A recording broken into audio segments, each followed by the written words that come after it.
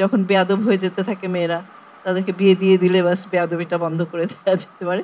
আমরা যারা লিডারশিপে থাকি আমরা মনে করি আমরাই সামনে থাকবো আর সবাই আমাদের পিছনে আসবে। সুফিয়া কামাল সম্পর্কে বলতে গেলে খুবই মুশকিল হয়ে যায় যে কোথা থেকে শুরু করা, কোথায় যেয়ে শেষ করা।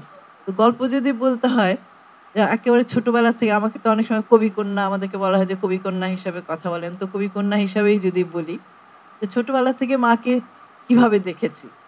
যে কথাটা জিনাত বলেছেন একটু সংশোধন করতে হয় যে তিনি কিন্তু সোনার চামচ মুখে নিয়েই জন্মেছিলেন, কিন্তু সেটা আর থাকেনি। তার নানা ছিলেন নবাব, শায়েস্তাবাদের নবাব ছিলেন। তো কাজেই সেইভাবেই তার জন্ম হয়েছিল, কিন্তু সেটা শেষ পর্যন্ত আর তাদের সেই পারিবারিক অবস্থা থাকেনি। তো যেই কথাটা এই জন্য এই কথাটা বললাম যে তারপর তো তিনি নানা সংগ্রামের মধ্যে দিয়েছেন। আর যে কথাটা বলেছে যে তার জীবনটা কিন্তু আসলে সংগ্রামময় ছিল। একেবারে ছোটবেলা থেকে কি দিয়ে সংগ্রাম শুরু হলো, যে বাড়ির সবাই, যে কথাটা বইয়েও লেখা আছে এবং এটা শুধু সুফিয়া কামালের স্মৃতিচারণে যে তা না, আমরা বিভিন্ন জায়গায় এই লাইব্রেরির রেফারেন্স পেয়েছি যে সেই আমলে কলকাতা থেকে স্ট্যান্ডিং অর্ডার যেটা বলে যে 200 টাকার বই আসতো বছরে ওই লাইব্রেরিতে সেই সময়। না, আমার মার জন্মের আগের থেকে 1911 সালের আগে, তখন 200 টাকার বই কিন্তু সোজা কথা না।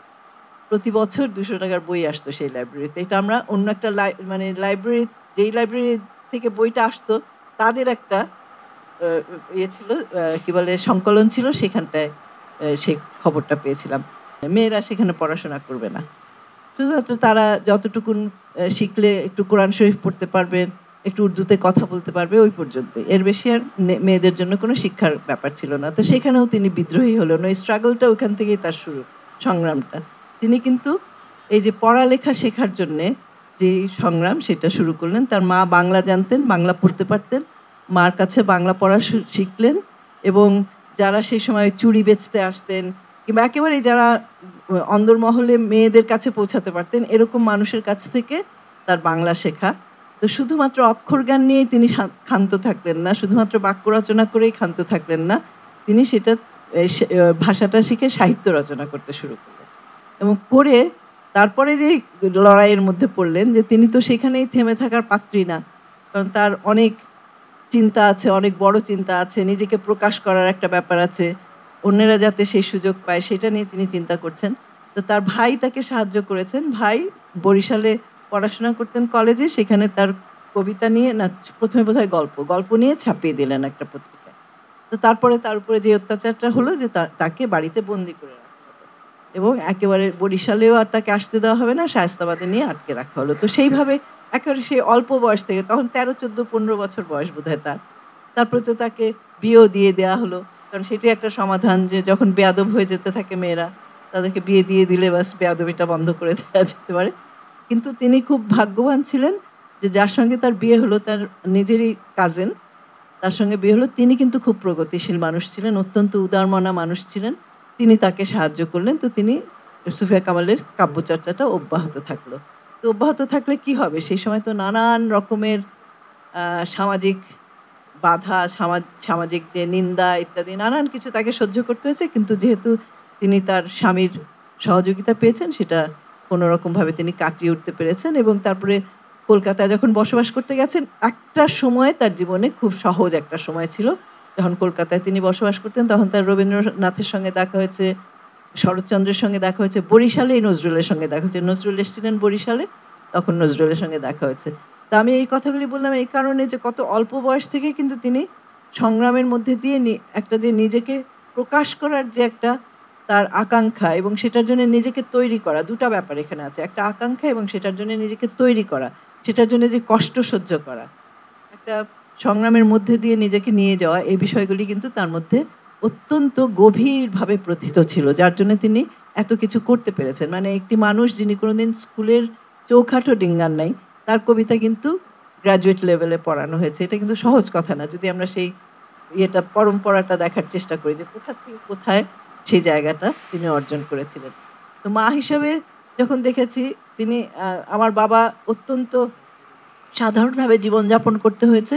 তিনি যখন পশ্চিমবঙ্গে তারা ছিলেন, যথেষ্ট সচ্ছল অবস্থায় ছিলেন, কিন্তু পূর্ব পাকিস্তানে আসার পরে তিনি একটা বিপদের মধ্যে পড়লেন।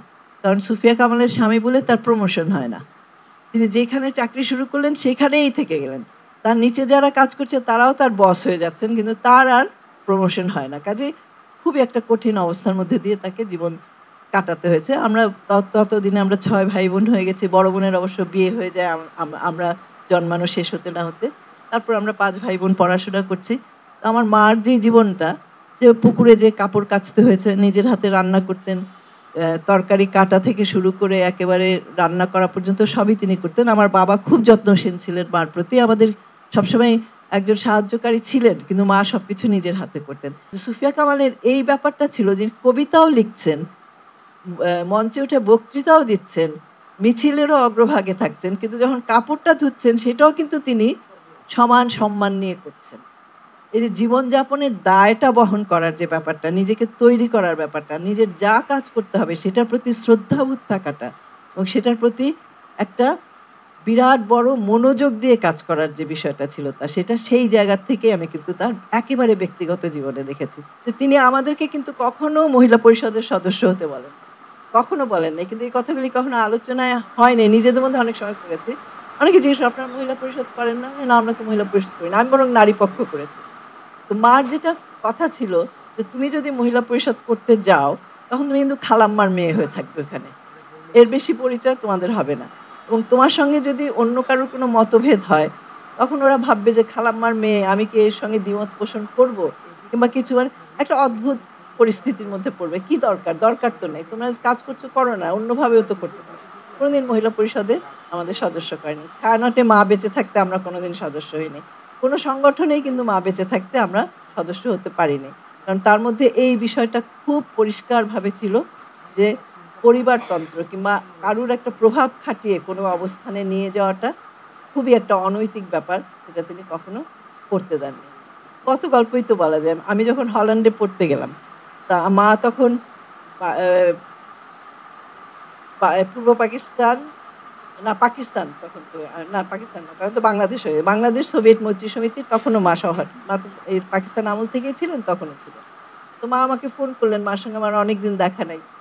তো মা ফোন করে বললেন যে আমি মস্কোতে এসেছি একটা কাজে, ওখান থেকে ফোন করে করার সুবিধা, আমার সঙ্গে কথা বলছেন। তো মা আমার গলা শুনে মার চোখে পানি চলে এসছে, মা একটু ইমোশনাল হয়ে গেছিলেন। তো মার পাশে যে মহিলা ছিলেন যিনি মাকে দেখাশোনা করবেন, উনি বলছেন কি হয়েছে তোমার? বলছে না, আমার মেয়ে তো ইয়েতে থাকে, ডেনহাগে থাকে, ওর সঙ্গে অনেকদিন দেখি না, তাই জন্য একটু একটু মন খারাপ থাকে। তো মহিলা বলছে যে ঠিক আছে, এক কাজ করি, তোমাকে একটা টিকিট করে দিই, তুমি দেখে আসো না তোমার মেয়েকে। মা বলছে না, আমি তো একটা কাজে এসেছি, মিটিং করতে এসেছি, আমার মিটিং শেষ হলে আমি দেশে চলে যাব, আমার তো দেশেও তো আমি মানুষজন রেখে এসেছি। তো তখন মাকে উনি বলছেন যে তাহলে এক কাজ করি, তোমার মেয়েকে একটা টিকিট পাঠাই, তোমার মেয়ে এসে তোমাকে দেখে যাক। তো মা সেটাও নেননি। তা আমাকে তার পরদিন যখন এই কথা বলছেন, আমি নিলেই পারতে, আমি তখন ছোট, পড়াশোনা করছি সেই অবস্থা। আমি বলছি নিলেই পারতে, আমার একটু মস্কো দেখা হতো। বলছে তুমি তো এখন হল্যান্ডে আছো, আছো না? আমি বলি হ্যাঁ। ডেনহাগে আছো না? বলছি হ্যাঁ আছি তো। কিভাবে গেছো? আমি বলছি স্কলারশিপ পেয়েছি, পড়তে এসেছি। মস্কো দেখলে নিজের যোগ্যতায় দেখো, এইভাবে না। তো এই হলো সুফিয়া কামাল। হ্যাঁ, তার যে একেবারে দৈনন্দিন জীবন থেকে সামাজিক জীবন, পারিবারিক জীবন, রাষ্ট্রীয় জীবন, প্রত্যেকটা ক্ষেত্রে সুফিয়া কামাল এত একটা ব্যতিক্রমী ব্যক্তিত্ব কেন? তার স্বচ্ছতা, তার নৈতিক দৃঢ়তা। তিনি কখনো কোনো কিছুর কাছে, ছোট থেকে বড়, কোনো লোভের কাছে কখনো মাথা নিচু করেননি, কোনো উদ্দেশ্য নিয়ে কোনো কিছু করেন। যা করেছেন মানুষের মঙ্গলের জন্য করেছেন, এবং তার কিন্তু ওই ঔদ্ধত্যও ছিল না কখনো যে আমি মানুষের জন্য করছি কিংবা নারীদের জন্য করছি। তিনি কিন্তু নিজের জীবনে এই কাজগুলি করে গেছেন এবং একই সঙ্গে চেয়েছেন যে অন্যদেরও সেই সুযোগগুলি, সেই অধিকারগুলি প্রতিষ্ঠিত হোক অন্যদের জীবনে। তিনি পত্রিকা বার করেছেন, পত্রিকায় লিখেছেন, অন্য নারীদেরকে উদ্বুদ্ধ করেছেন লেখার জন্য।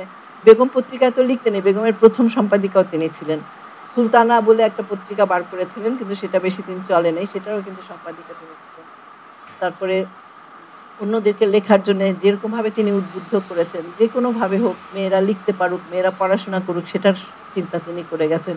তিনি কিন্তু বলেছেন যে যিনি নেতৃত্ব দিবেন তিনি সবসময় যে সামনে থাকবেন তা না, তাকে কিন্তু কখনো কখনো তার সহকর্মীদেরকে সামনে এগিয়ে নিয়ে দিতে হবে।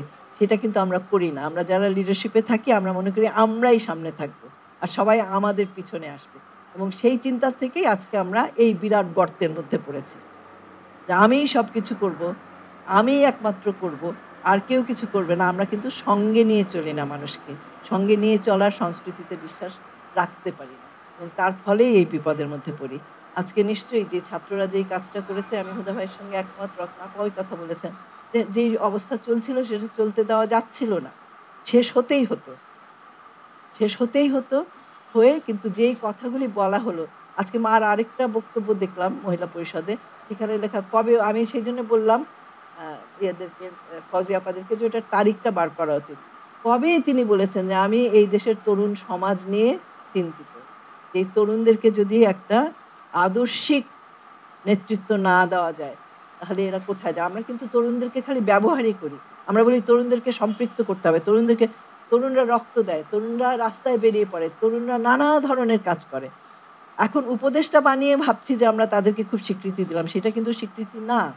তাদের ভবিষ্যতের কি চিন্তা আমরা দিতে পারছি, তাদের ভবিষ্যতের কি দিক নির্দেশনা আমরা দিতে পারছি, সেটা নিয়ে কিন্তু কেউ মাথা ঘামাচ্ছে না।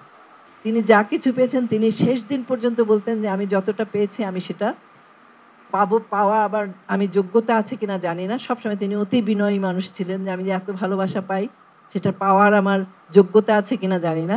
তো আমি মনে করি তাকে এত কাছ থেকে দেখেছি যে তিনি যা পেয়েছেন, যতটুকু পেয়েছেন, আজকেও যে আপনারা সবাই এসছেন তার ভালোবাসার কথা বলছেন, সবকিছুই কিন্তু তিনি অর্জন করেছিলেন। এবং আমাদের আজকে সেই শিক্ষাটাই নিতে হবে যে যা কিছু আমরা পাই সেটা যেন অর্জন করে পাই, এবং তখনই সেটা টিকবে, তখনই সেটা ছড়াবে, এবং এই ছড়িয়ে যাওয়াটা খুব দরকার। এলো খবরের কাগজ, নিখাত, নির্ভীক, নিরপেক্ষ।